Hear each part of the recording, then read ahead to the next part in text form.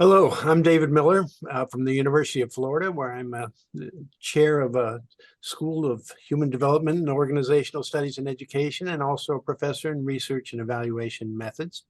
And today we are pleased to be here with uh, the next generation assessment to talk about the topic of improving equity in higher education.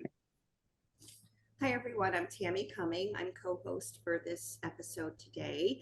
I serve as the Associate Provost of Institutional Effectiveness at the Brooklyn College of City University of New York. And it's a great pleasure and an honor to introduce our guest today, Dr. Jose Luis Cruz Rivera, who serves as president of Northern Arizona University and a former CUNY colleague. Welcome.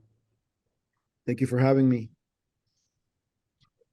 Okay, today we're going to start our questions with basically we've seen quite a number of things going on with COVID. Lots of universities have considered the possibility of reducing or even removing the use of the SAT. I know that the University of Florida, where I'm at, has had some reduction in their requirements for admissions with the COVID, but have gone back to using the tests. I know that CUNY, which is one of the most diverse institutions in the nation, eliminated the SAT in an attempt to provide more equity in admissions. And so we'd like to start with, what do you think about the impact of these kinds of decisions in education? I think it's a huge impact. I think it's timely work that institutions have made in terms of the policies that they are enabling or putting in place for admissions. And the reality is I had an opportunity to be part of the effort at CUNY, the City University of New York, when a decision was made to not use the standardized testing for admissions as a requirement. In fact, it was really a decision to do a pilot over several years that would allow that process to go forward and assessments to be made to see what the impact of not requiring those tests would have on the ability of students to succeed once they were admitted into their particular higher ed programs. And one of the reasons why CUNY embarked in this was precisely because of the inequity in access at the time to these tests, given COVID-19. And so the pandemic sort of forced the hand of the university to really think about whether or not this was a requirement that should be in place at the time.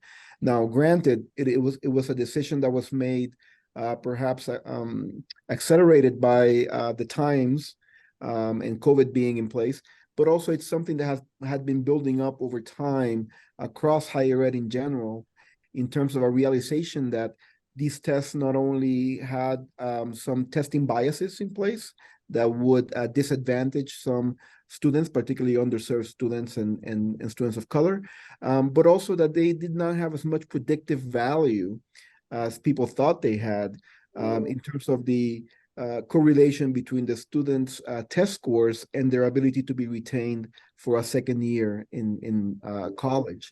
And so I was very happy and pleased to see that CUNY adopted that policy. If I remember correctly, it was like a 3-year pilot, so I'm sure that they are collecting data and analyzing it and doing assessments to see what the impact has been on student success. What I do know is that it had a significant impact in broadening participation and access, which is, of course, an important mission of the City University of New York. Yeah, I mean, I remember when, it was just the logistics. Can the students get to take the SAT, and ETS and ACT were figuring out what to do. How are we going to get the students tested that want to go to college for admissions? So a lot of people had to make these decisions. And you're right, there's been studies going on for many years trying to figure out, the predictive validity for retention, which is different from then, are they actually going to complete their degrees? So I know that, David's worked in this area a lot, and to the testing company credit, they do try to conduct the studies to eliminate bias and have fairness as well as they can. But of course, as you've mentioned, when we start disaggregating the data, we see some inequities there. So it's going to be very interesting to see. At CUNY, so far so good. Things are going well. The students that have been admitted are succeeding, and we're tracking their success, and trying to identify if we see any sort of shortcomings so we can intervene right away. But I did want to ask, at Northern Arizona University, if something similar going on. What has been the impact there of eliminating standardized test scores, if I understand that policy correctly? So interestingly, at Northern Arizona University, the decision to do away with standardized test scores for admissions was made before the pandemic. And it was predicated on an analysis not only of a scan of the literature showing that there were these studies across the country that showed that the predictive value was not as high, but also looking at years of data of our own students here at NAU and seeing how they fared and how that related to their test scores. And what NAU found, this predates me at NAU, was that the single most predictive element of whether or not a student's academic performance in high school would translate to good academic performance at NAU was their GPA, their high school GPA. And so the university decided to do away with standardized test scores and use the GPA as the primary admissions requirement. And what that has done is several things for NAU. One is, of course, clarity of messaging, right?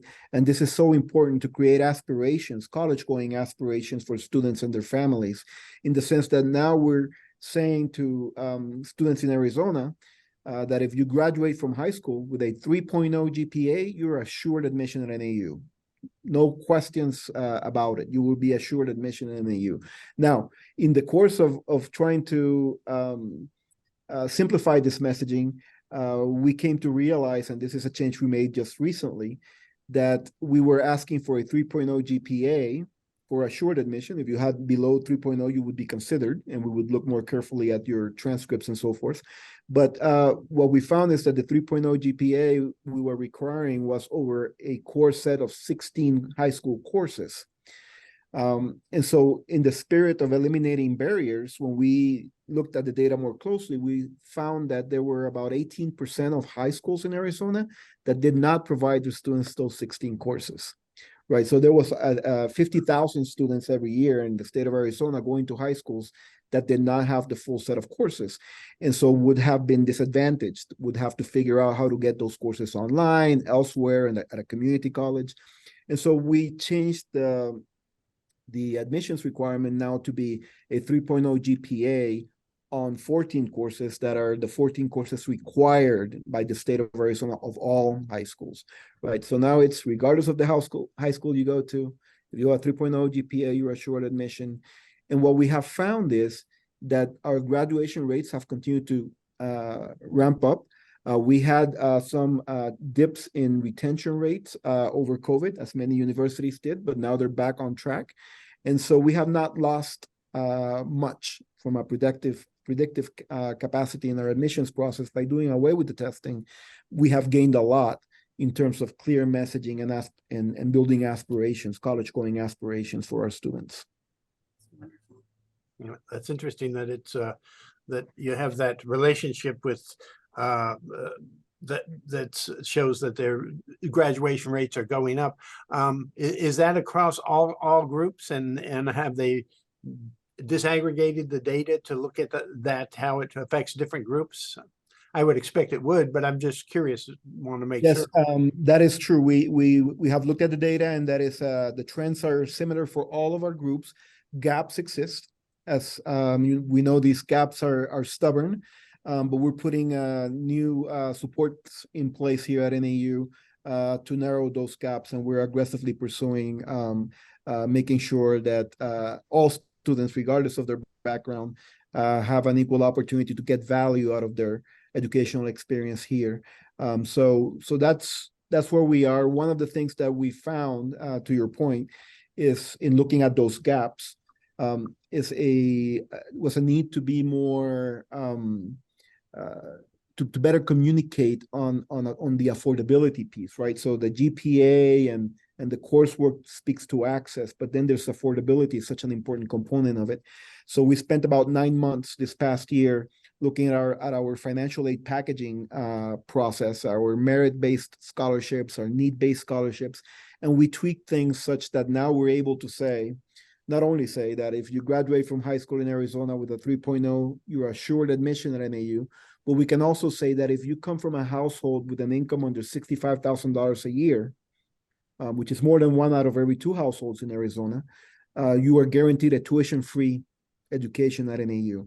So it's bringing the access and the affordability together and making sure that the students have the resources they need to succeed.